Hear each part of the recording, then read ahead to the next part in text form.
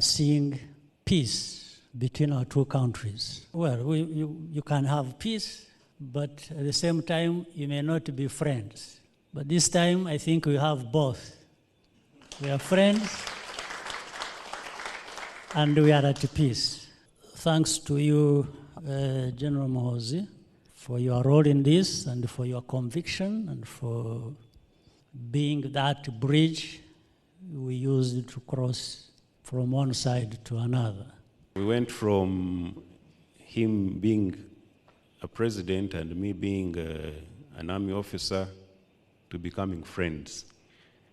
And the mark of friendship was the cows that he gave me. And I take that very, very seriously. And I'd like to report, Your Excellency, that the cows are doing well. They have produced. You gave me 10 cows, now I have 17 cows from the ones you gave me.